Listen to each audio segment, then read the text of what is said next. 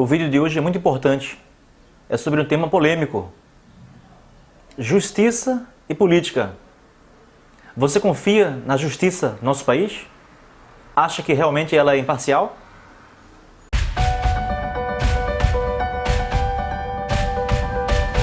Um jovem estudante estuda bastante, faz o vestibular, é aprovado e vai para a faculdade.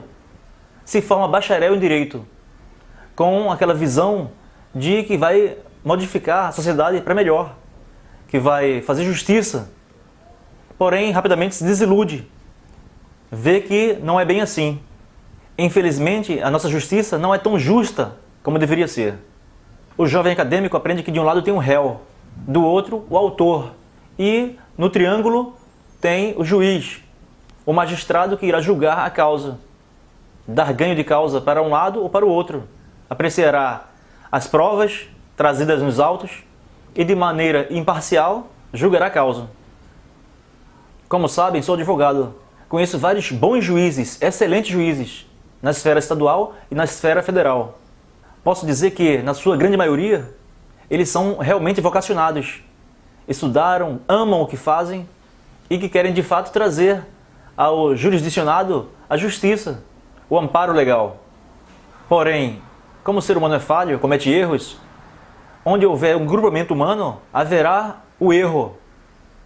Seja na igreja, seja nos quartéis, seja na sala de aula, seja no seio da família e também no poder judiciário. Os advogados erram, os promotores erram e os magistrados, juízes, também cometem erros. É para isso que existem as cortes superiores, a segunda instância.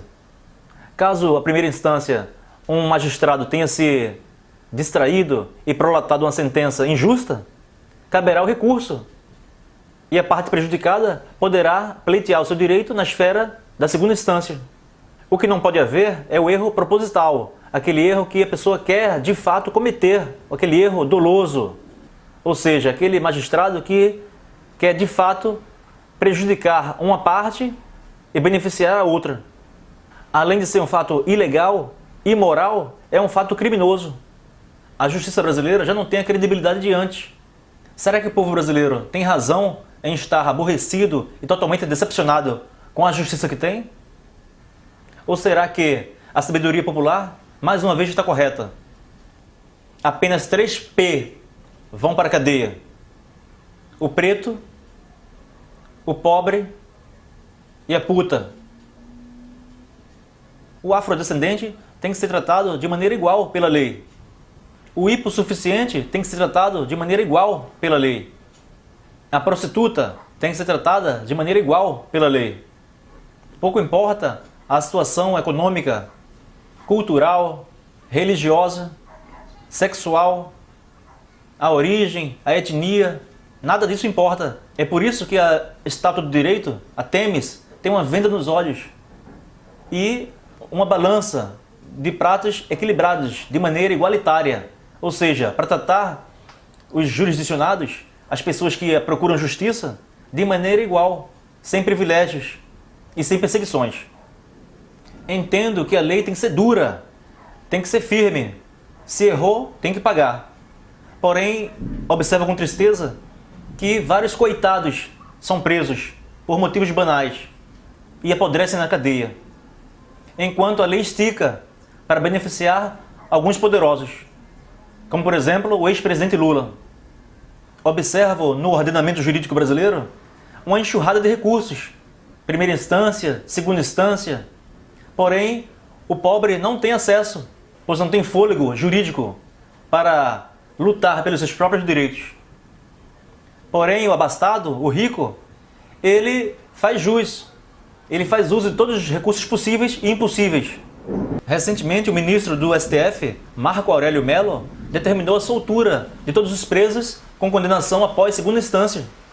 Relembro que o ministro é primo do ex-presidente Fernando Collor de Mello. Façamos uma reflexão. Será que essa ordem não foi diretamente feita sob medida para beneficiar o ex-presidente Lula, que se encontra preso em Curitiba? Rapidamente, a Procuradora-Geral da República, a senhora Raquel Dodge, recorreu da decisão do ministro Marco Aurélio e foi cassada, foi derrubada a sua liminar. Eu pergunto, onde está a segurança jurídica do cidadão brasileiro? O povo tem ou não motivos suficientes para ficar desconfiado e com a pulga atrás da orelha com relação ao Supremo Tribunal Federal? A repentina decisão foi tomada na véspera do recesso forense, um dia antes de parar todas as atividades do Poder Judiciário, as quais retomarão as suas atividades em curso normal no final de janeiro de 2019. Entendo que o órgão máximo da Justiça brasileira, o STF, deve ser composto por pessoas idôneas, homens e mulheres de caráter, de currículos invejáveis, de notável saber jurídico, e que não cheguem lá por meras indicações políticas. Existe uma frase muito bonita e totalmente pertinente a esse tema. Uma frase de Eduardo Couture, que fala: teu dever é lutar pelo direito, mas se um dia encontrares o direito em conflito com a justiça, luta pela justiça. 99% dos juízes lutam de fato pela justiça. Porém, aquele 1% luta pelos interesses pessoais, envergonhando a nossa justiça brasileira, envergonhando o direito, envergonhando a nossa sociedade. Voltando aos estudos políticos, todos nós queremos, na política, o combate rigoroso à corrupção.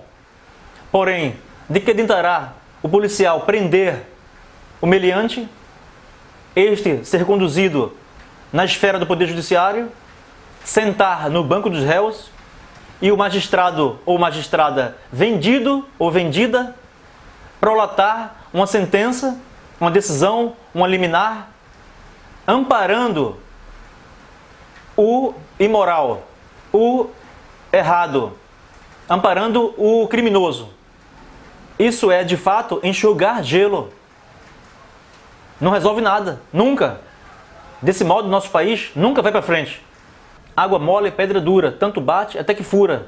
Não é a primeira vez que tentam esticar a lei para beneficiar o ex-presidente Lula. Não podemos ter criminoso de estimação. Se errou, tem que pagar. A pena tem que ser cumprida de modo integral e não um terço da pena, prisão domiciliar, etc. Isso faz com que a nossa justiça perca a credibilidade. O povo não vê com bons olhos isso, embora tenha amparo nas leis. O cidadão rouba uma galinha, rouba uma laranja para comer, um crime famélico, e vai rapidamente para trás das grades. Um cidadão rouba milhões, bilhões, desvia da Petrobras, das empresas de grande porte, saqueiam a nossa nação e podem recorrer à primeira instância, segunda instância, terceira, quarta, quinta, até prescrever o crime. É um absurdo. Esse vídeo não é uma crítica a um juiz A, B ou C, ao desembargador A, B ou C, ao ministro A, B ou C. É apenas uma tentativa de colocar os pingos nos is. Nós, cidadãos de bem, não podemos compactuar, comungar com o que está errado. Temos que criticar duramente quem erra, seja ele magistrado ou não. Todos nós sabemos que existem alguns péssimos advogados dentro da OAB, alguns péssimos promotores na promotoria, no Ministério Público, e alguns péssimos desembargadores, juízes, ministros no Poder Judiciário. Isso é um fato, só não vê que não quer. Quando for identificado um cidadão dessa qualificação no órgão público, ele tem que ser punido, tem que ser afastado do convívio dos demais, para que não contamine os demais e para que não prejudique intencionalmente as pessoas. A punição, o sarrafo, tem que ser muito maior para quem é estudado, quem é esclarecido, quem é chamado de doutor, quem é chamado de Vossa Excelência. Eles podem ter capa nos ombros, porém, quando cometem algo ilícito, quando querem prejudicar de fato a sociedade, sabem que não são dignos de tamanhas honrarias. É por isso que vemos tão constantemente magistrados, autoridades serem ofendidas, desacatadas nos aeroportos, restaurantes, etc. Recentemente, o deputado federal Eduardo Bolsonaro falou, em tom de brincadeira, que bastaria um cabo e um soldado para fechar o STF, e foi duramente criticado. Não será esse o pensamento da grande massa do povo brasileiro? Farei outra brincadeira. Será que não precisam de um sargento? Recentemente, um advogado foi detido em voo. Ele se dirigiu ao ministro do STF, o Lewandowski, e falou: o STF é uma vergonha. E ele respondeu: você quer ser preso? Reflita, é ou não é uma vergonha? Se não for, está agindo de modo vergonhoso ou não? Todos nós, na sociedade, devemos tratar com urbanidade, com educação, o próximo, seja ele um pedreiro, um faxineiro, um borracheiro, uma professora ou então um magistrado.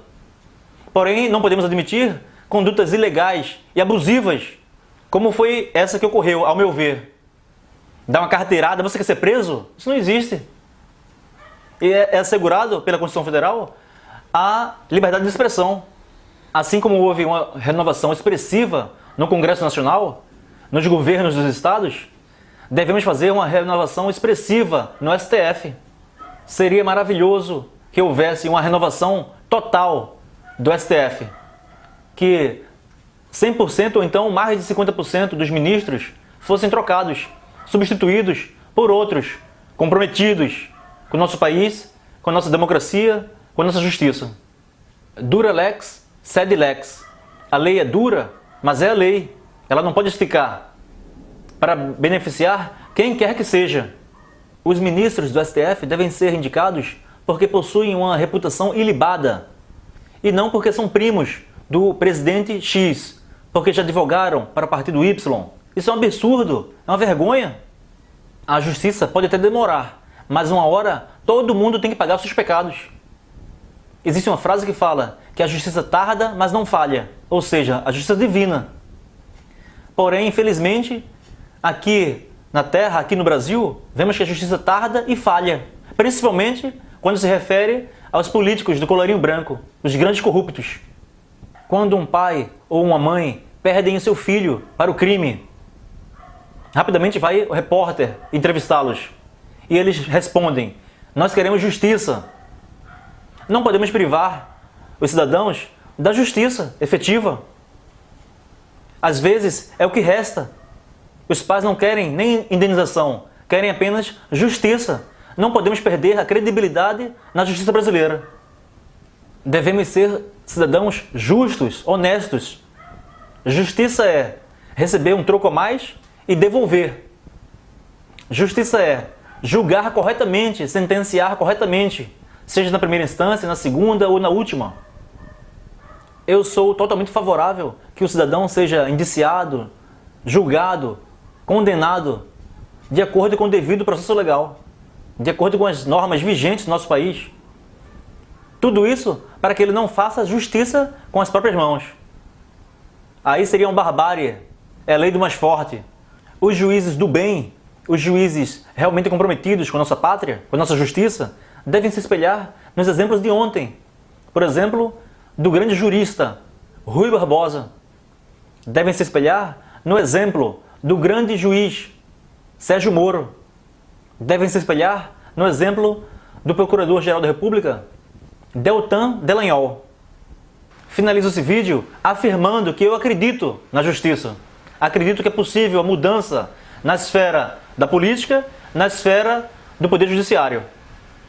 E batendo uma salva de palmas para o juiz Sérgio Moro.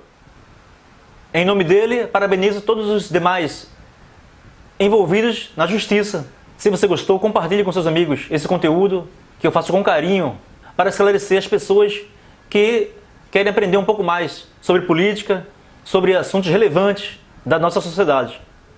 Um grande abraço, fique com Deus e até a próxima.